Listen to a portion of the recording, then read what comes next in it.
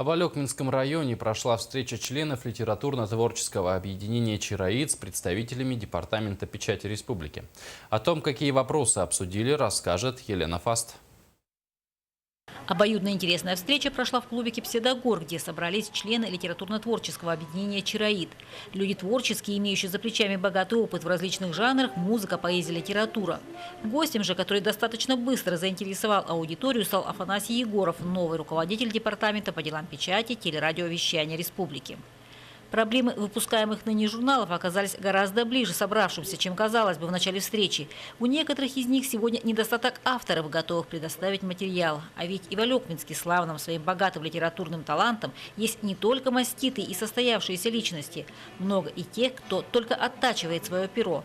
Более того, объединением начата работа по выявлению юных дарований. Но Афанасия Агитовича волновали не только сами таланты. Необходим центр, который бы помог найти друг друга литераторам и издателям. Я знаю, что вот литературное объединение людей пишущих есть не только в Ленске, они есть и в Алекминске, они есть и в Мирном.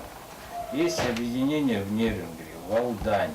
Есть творческие люди, которые живут в том же Покровске, в Батагае, в Зырянке. Но у нас как-то вот произошло, не буду вдаваться в причины, но что произошло, то и произошло.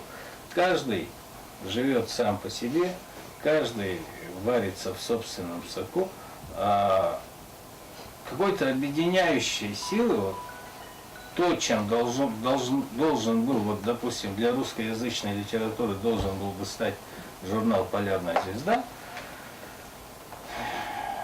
вот это у нас исчезло.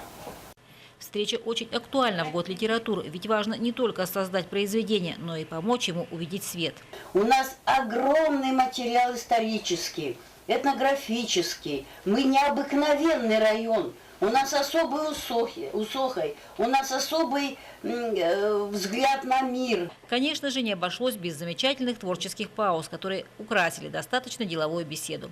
Один из примеров творчества был тут же вручен гостю с самыми теплыми словами и надеждой, что это не последняя встреча.